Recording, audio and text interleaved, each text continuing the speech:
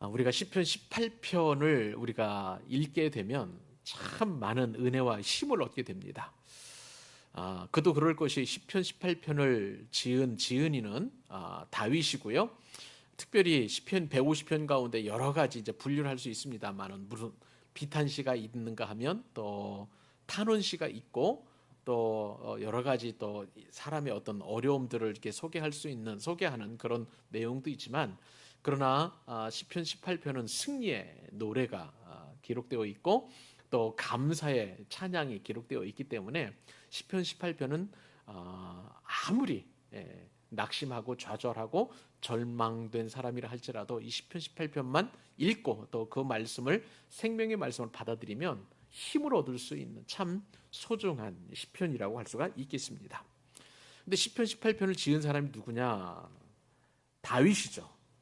그래서 우리가 읽지는 않았습니다만 표제라고 해서 파란 글씨, 초록색 글씨로 쓰여져 있는 그 내용을 먼저 우리가 읽고 시편 말씀 하나씩 강론해 간다면 얼마나 큰 은혜가 되는지 모릅니다. 자, 다윗이 지었다라고 해서 다윗의 시인데요. 다윗은 또 어떤 사람이냐? 여호와의 종이라는 그런 표현을 쓰고 있습니다. 사실 여호와의 종은 선지자들을 보통 이렇게 표현하는 일컫는 그런 표현법입니다. 뭐 예를 들어서 이사야도 여호와의 종이고요. 또 예레미야도 여호와의 종인데 더 궁극적인 여호와의 종은 사실은 예수님을 표현하는 것이죠. 메시아를 말하는 것입니다. 그런데 다윗도 여호와의 종이다. 그렇게 표현되어 있습니다. 우리 역시도 다 우리의 주인은 하나님이시고 우리는 다 그분의 종입니다. 그렇기 때문에 우리도 다윗처럼 그렇게 여호와의 종, 하나님의 종으로 표현할 수 있기 때문에 그렇게 어려운 표현은 아니라고 보여집니다. 여호와의 종인 다윗이 지은 시라고 이렇게 되어 있고 인도자를 따라 부르는 노래. 이것도 역시 성가대. 우리는 지금 그 노래를 정확하게 알 수는 없습니다. 지금처럼 이렇게 오선지에 8분음표가 기록되어 있고 16분음표가 기록되어 있고 그런 것이 아니기 때문에 어떻게 노래를 불렀지는 모르겠지만 여하튼 인도자, 성가대 지휘자를 따라서 이렇게 부르는 찬송이었고요. 특별히 이 시편은 어떤 내용이냐면 여호와께서 다윗을 그 모든 원수들의 손에서와 사울의 손에서 건져주신 날에 다윗이 이 노래의 말로 여호와께 아뢰어 이르되 이렇게 했습니다. 여러분 잘 아시는 것처럼 사울은 일생 동안 그가 한 일이라고는 다윗을 질투하고 다윗을 죽이려는 그런 어떤 일에 총력을 기울였던 사람입니다. 그렇기 때문에 평생의 원수였던 사울이 죽고 나서 그리고 사울을 따르는 수많은 다윗을 죽이려는 그런 어떤 대적들이 멸망하고 나서 하나님 앞에 지어드린 찬송이 얼마나 감격스럽고 감동적이겠습니까? 물론 사무엘상, 사무엘하를 읽다 보면 거기에서 다윗이 사울이 죽고 난 이후에 참 오랫동안 그렇게 통곡하고 통곡의 시를 졌습니다. 동시에 사람은 항상 또 이중적이죠. 슬픔이 있는가 하면 그러면서 더 이상 이제는 다윗에게는 대적이 없다라는 그러한 기쁨이 있었기 때문에 이렇게 감사의 시를 하나님 앞에 올려드린 것을 보게 됩니다. 이것이 바로 시편 18편이 기록된 배경이라고 할 수가 있겠고요. 이런 시를 지었던 다윗을 보면 참 성경의 수많은 인물들 중에서 엄청나게 많은 인물들이 성경에 등장하는데 그 인물들 가운데 가장 멋진 인생을 살았던 사람이 아니었는가 싶습니다. 그래서 사도행전에 보면 다윗을 하나님의 마음에 합한 사람이다. 또 하나님의 마음에 드는 사람이다. 하나님의 마음을 시원케 한 사람이다. 라는 그런 표현이 있는데 그만큼 모든 인생들 중에서 가장 아름다운 인생, 복된 인생을 살았던 사람이라고 이렇게 손꼽을 하면 단연 다윗이 압권이라고 할 수가 있겠습니다. 다윗은 멋진 인생을 살았어요. 그래서 다윗이 어떤 인생을 살았는지 좀 나름대로 생각나는 대로 정리를 해보았더니 우선은 다윗은 굉장히 건강한 활력을 지닌 그런 사람이었어요. 다윗과 함께한 사람들은 다 다윗의 에너지를 같이 공유했었습니다. 다윗과 함께 뛰어다니고 다윗과 함께 원수들을 물리치고 다윗과 함께 찬송하고 다윗과 함께라면 모든 두려움들을 이겨낼 수 있었던 그런 상황이니까 다윗은 굉장히 건강한 활력을 지닌 사람이다 라고 생각해 볼 수 있겠죠. 다윗은 또 어떤 사람이었습니까? 넉넉한 사람이었습니다. 그래서 다윗은 전략물들을 전쟁에서 이겨서 획득한 이 전리품들을 다 나눠줬죠. 그리고 다윗과 함께하면 모든 것이 다 풍족했습니다. 먹을 것, 그 다음에 전리품들, 또 가족들, 그 다음에 다윗은 자기 부하들을 잘 챙기는 사람으로 또 이렇게 알려져 있죠. 그러니까 다윗과 함께하면 모든 것이 다 넉넉하다라는 그런 어떤 삶을 살았습니다. 다윗은 또 어떤 사람이었을까요? 다윗은 참 사랑을 가진 그런 사람이었고요. 다윗은 이상을 가진, 비전을 가진 그런 사람이기도 했었습니다. 그리고 다윗은 전쟁에서 기습당해서 한 번은 이렇게 도망쳤지만 대부분 다윗이 전쟁할 때는 다 이겼어요. 백전백승하는 전쟁의 용사라고 할 수가 있겠습니다. 이러한 다윗 모습을 또 우리가 생각해 보게 되고요. 또 다윗은 탁월한 정치가였습니다. 왕으로서 아주 지혜롭게 그리고 하나님의 뜻을 실현해 나가는 데 있어서 정치력을, 지도력을 발휘했던 그런 왕이었고요. 또 다윗은 한 지파의 왕으로 등극했다가 유다의 왕이죠. 그리고 나서 나머지 11지파를 다 이제 통일을 시켜서 통일 왕국의 첫 왕이 바로 된 사람이 다윗이라고 할 수가 있겠습니다. 다윗은 부자였어요. 그리고 다윗은 음악의 천재입니다. 시편도 무려 150편 중에서 100편 정도 가량을 다윗이 썼다고 할 정도로 그렇게 많은 시를 지어서 하나님 앞에 올려드린 문학가이자 시인이라고 할 수가 있겠고요. 또 다윗은 지혜의 왕인 솔로몬을 아들로 두은 그런 왕이기도 하고요. 무엇보다도 다윗을 위해서라면 자기 목숨을 내놓을 정도로 그렇게 친한 벗을 가지고 있었던 요나단이죠. 그런 어떤 인물이기도 합니다. 그러고 보니까 다윗은 참 멋진 인생을 살아낸 사람이라고 할 수가 있겠습니다. 우리 인생도 하나님 앞에서 부르심을 받을 때에 분명히 다윗처럼 이렇게 많은 것을 우리가 받았는데 일일이 다 계산을 해보면 그것을 우리가 하나님께서 나를 얼마나 사랑하시는지 나에게 얼마만큼 많은 것들을 주셨는지를 깨달을 수 있지만 우리는 그것보다도 항상 그 문제에 집착하다 보면 하나님께서 나를 만들어 주시고 또 이렇게 멋진 인생으로 창조해 주신 것에 대해서는 우리가 시선을 두지 않을 때가 있다는 것이죠. 그때는 우리가 시험에 들 때입니다. 문제가 더 커 보이고 하나님보다. 그러니까 우리는 늘 우리의 생각과 그 다음에 우리의 믿음의 기준과 관점을 하나님 앞에 둘 필요가 있는 것이죠. 내가 어떤 사람이고 하나님께서 나를 어떻게 선택하셨는지에 대한 깊은 관심을 가지고 있다면 우리는 다윗처럼 멋진 인생을 살고 있다라고 그렇게 생각해 볼 수 있는 것입니다. 자, 오늘 시편 18편 다윗은 이렇게 하나님 앞에 멋진 인생을 살게 되었는데 다윗만 우리가 하나님 앞에 멋진 인생을 살았다라고 인정할 필요는 없는 것이죠. 우리 역시도 얼마든지 다윗과도 같이 멋진 인생을 살 필요가 있는 것입니다. 그래서 오늘은 3가지 정도 어떻게 하면 우리가 멋진 인생을 살 수 있을 것인지 그렇게 살펴볼 것이고요. 다윗이 이렇게 어렵고 힘든 상황 속에서도 하나님을 높여드렸다면, 하나님을 찬송했다면 우리 역시도 얼마든지 그렇게 하나님을 찬양하고 멋진 인생이 될 수 있을 줄로 믿습니다. 자, 그러면 어떻게 하면 우리가 하나님 앞에서 멋진 인생이 될 수 있을까? 제일 먼저 해야 될 것은요, 하나님에 대한 사랑의 고백을 들어야 되는 것입니다. 자, 우리 읽었습니다만 다시 한번 우리 1절과 2절 한 목소리를 같이 한번 읽어보십시다. 나의 힘이신 여호와여, 내가 주를 사랑하나이다. 여호와는 나의 반석이시요 나의 요새시요 나를 건지시는 이시요 나의 하나님이시요 내가 그 안에 피할 나의 바위시요 나의 방패시요 나의 구원의 뿌리시요 나의 산성이시로다. 아멘. 자, 다윗은 하나님 앞에 감사를 올려드리면서 무엇보다도 멋진 인생을 살면서 하나님이 어떤 분이신지를 잘 노래한 하나님에 대한 신실한 사랑 고백이 있었던 그런 사람입니다. 자, 1절과 2절에서 나가 몇 번 정도 등장하는지 한번 세어보세요. 나의 힘이신 여호와여, 내가 주를 사랑하나이다. 1절에 벌써 2번이나 있죠? 그래서 2절에 또한 나의 반석이시고 나의 요새이시고 나를 건지시는 이시고 나의 하나님이시고 내가 그 안에 피할 나의 바위시고 나의 방패시고 나의 구원의 뿌리시고 나의 산성이시로다. 대략 한 12번 정도 나오는 것으로 이렇게 볼 수 있습니다. 나의 무엇이라는 것은요, 굉장히 소중한 것을 말하는 거예요. 야, 여러분 한번 보세요. 좋은 물건을 가지고 있습니다. 자, 그럴 때에 내가 제일 먼저 하는 것은 나의 어떤 소유를 주장하는 거야. 이건 내 거야. 이 좋은 볼펜 내 거야. 그리고 이 좋은 핸드폰 내 거야. 내 것이라고 하는 것에 대한 어떤 강한 주장을 할 수가 있는 것이죠. 나라는 것, 나의 것이라는 것, 그것은 굉장히 중요한 의미이기도 합니다. 그런데 다윗은 하나님에 대하여 나의 하나님이라고 이렇게 표현을 하고 있는 것을 보게 돼요.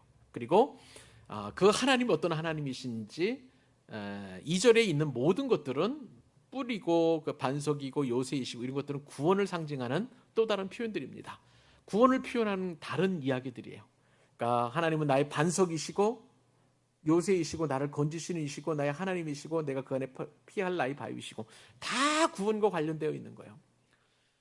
사실 사울에게 쫓기면서 다윗이 가장 필요로 했던 것은 무엇이냐면 하나님의 구원입니다. 이 상황에서 어떻게 하나님께서 나를 도우셔서 이 상황을 면하게 하실 수 있는지 다 구원과 연관되어 있다는 것을 그렇게 다윗은 찬양하면서 하나님이 나의 구원이시다.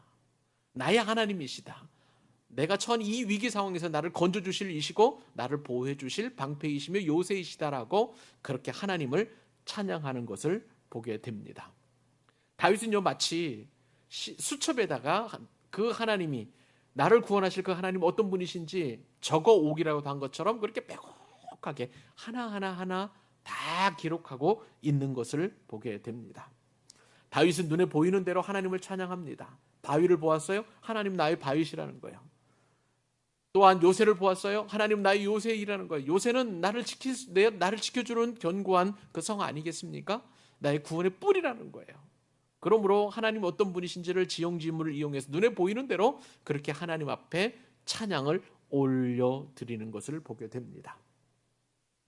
다윗을 구원하신 그 하나님 어떤 하나님이실까요? 그 하나님은 1절에 나와 있어요. 나의 힘이신 여호와여. 나의 힘이신 여호와여. 우리는 힘이 있어야 살아갈 수 있습니다. 밥을 먹어야 힘을 얻을 수 있고요. 그리고 또한 우리는 인생을 살아갈 때에 반드시 누군가가 또 무엇인가가 나의 힘이 되어야만 우리 인생을 살아갈 수 있는 거예요. 저와 여러분의 힘은 무엇인가요? 어떤 사람은 돈을 힘으로 삼을 수 있어요. 어떤 사람은 정말 주먹을 힘으로 이렇게 사용하면서 살아가는 사람들이 있습니다. 어떤 사람은 또한 지위와 명예가 나의 힘이 될 수가 있는 것이고요. 또 어떤 사람에게는 부모의 강한 그런 어떤 백그라운드가 힘이 될 수 있는 거예요. 어떤 사람들은 또한 자기가 의지할 만한 어떤 것들이 그렇게 힘이 될 수 있는 것이죠. 그러나 다윗은 사람도 힘이 아니요, 또 어떤 돈도 아니요, 그리고 어떤 무용지물도 아니고 오직 하나님만이 나의 힘이라고 그렇게 고백하고 있습니다. 그 힘이 되신 여호와 하나님을 내가 사랑합니다. 다윗이 가장 먼저 고백하는 것은 나를 구원해 주신 그 하나님이 나의 힘이시고 그리고 내가 그 주님을 사랑합니다라고 고백한다는 거예요. 사랑하는 여러분, 여러분들의 찬양의 고백은 무엇입니까? 내가 하나님 앞에서 멋진 인생을 살고 싶은데 내가 해야 할 그런 사랑의 고백은 무엇입니까? 바로 나의 하나님, 나의 힘이 되신 하나님을 내가 사랑합니다라고 고백해야만 하는 것이죠. 이것이 가장 멋진 인생입니다. 다윗이 이렇게 고백했다면 우리도 얼마든지 고백할 수 있는 것이죠. 우리가 고백할 수 없다면 다윗과도 같이 그렇게 엄청난 고난을 당하지 않았거나 내지는 우리의 신앙과 우리의 믿음이 아직도 다윗을 따라가기에는 너무나 미약한 그런 부분이기 때문에 다윗처럼 이렇게 고백하지 않을 수 있다는 거예요. 그러나 다윗처럼 살고 싶다면, 그리고 하나님이 정말 나의 힘이고 그리고 나의 구원이시라면 다윗과도 같이 이렇게 아름다운 사랑의 고백을 올려드리는 멋진 인생이 될 수 있을 것입니다. 그렇게 하나님을 찬양하는 우리 귀한 믿음의 권속들 될 수 있기를 바랍니다. 자, 두 번째, 어떻게 하면 우리가 멋진 인생을 될 수 있을까요?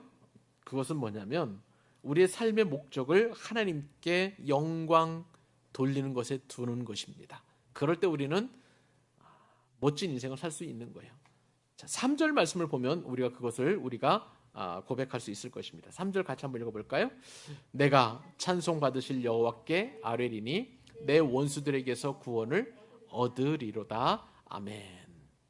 자, 이 말씀을 보면은요, 다윗은 아직 완전한 구원을 얻은 게 아니에요.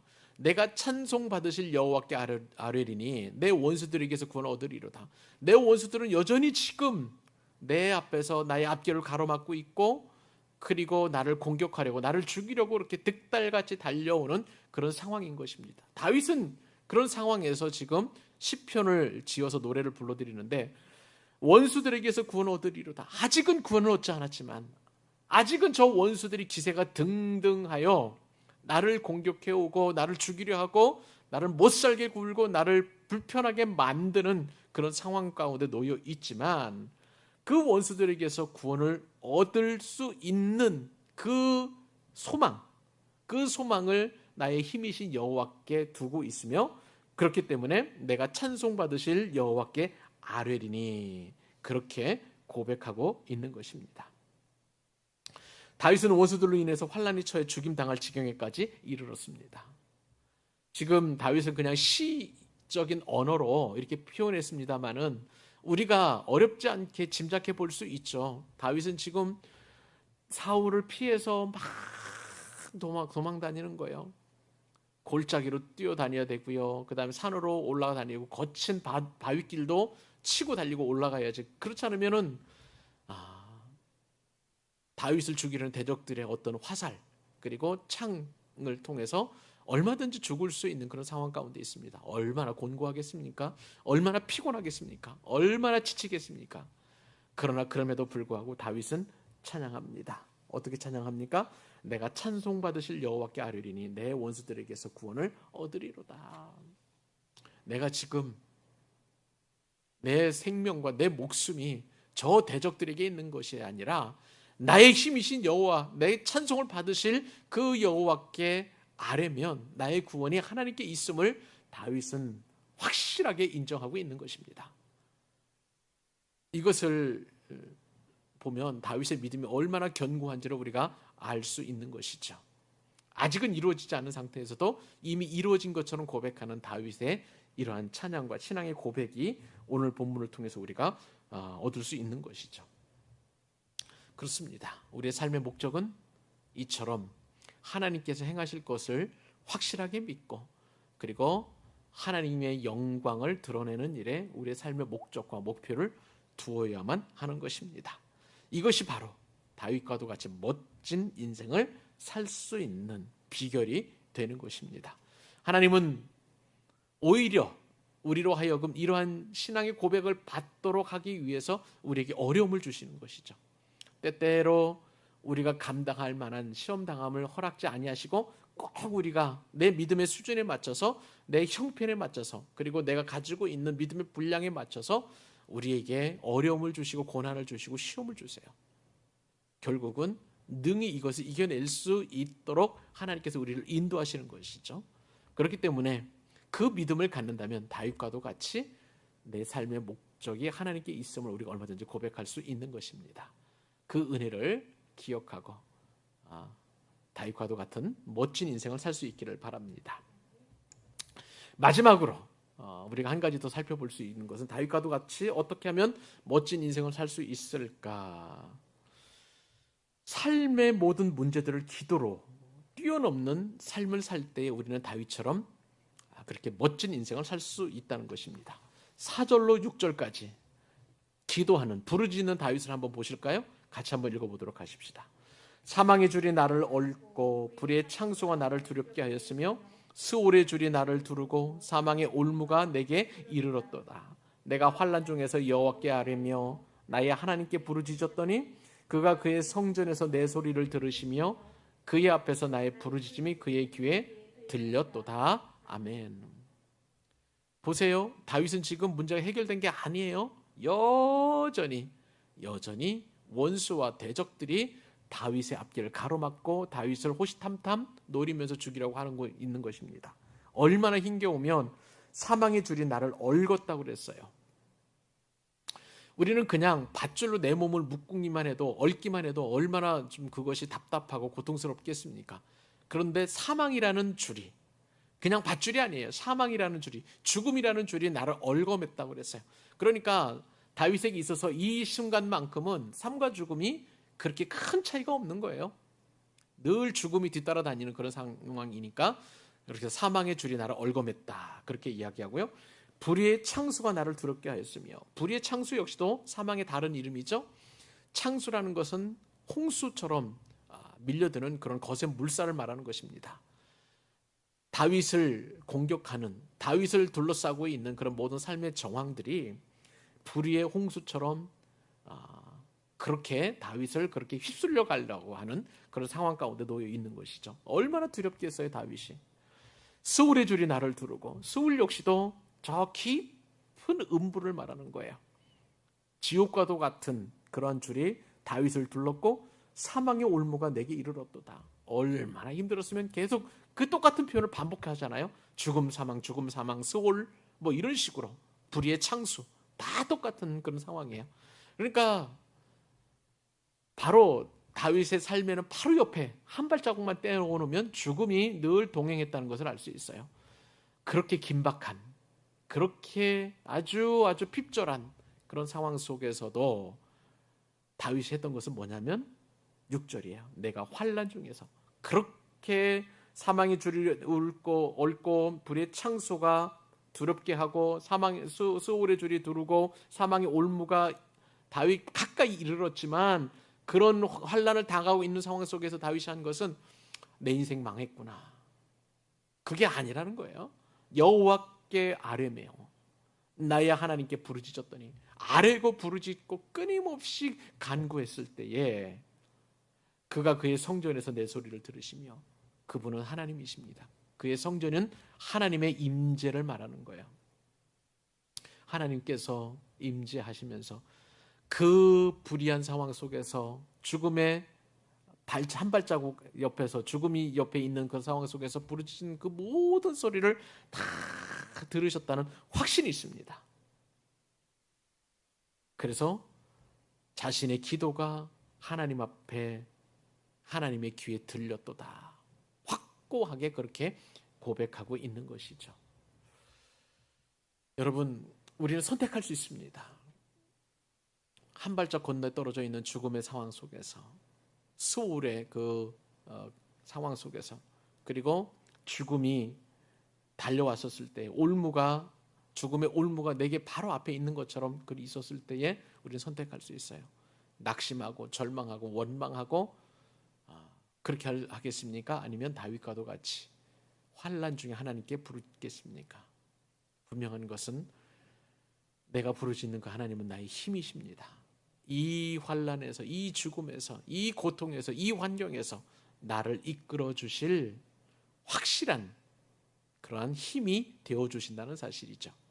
그 하나님께 부르짖는다면 하나님은 내 기도에 귀를 기울이시고 들으신다라는 그런 확고한 믿음이 우리 가운데 생긴다는 것입니다. 우리 각자는 오늘도, 또 그리고 우리 인생은 여전히 풀리지 않는 그러한 사망의 줄이 나를 얽어매는 듯한 그러한 환경 가운데 우리가 놓이게 됩니다. 그러나 분명한 것은 그 상황 속에서도 다윗과 같이 부르짖으면, 기도하면, 간구하면, 아뢰면 그 인생 자체가 멋진 인생이 될 수 있다는 것입니다. 하나님 앞에 부르심 받은 저와 여러분은 하나님 앞에 멋진 인생이 되어야 될 줄로 믿습니다. 정리합니다. 오늘 말씀을 보니까 우리가 하나님 앞에 인정받는 멋진 인생이 될 수 있는 비결은 세 가지예요. 우리가 늘 하나님 앞에 사랑한다고 고백할 때 우리는 멋진 인생이 된다는 것이죠. 두 번째는 우리의 삶의 목적을 하나님의 영광을 위해서 둘 때에, 그리고 마지막으로 삶의 모든 문제들을 기도로 뛰어넘는 삶을 살 때 우리는 다윗과도 같이 멋진 인생이 될 수 있다는 것입니다.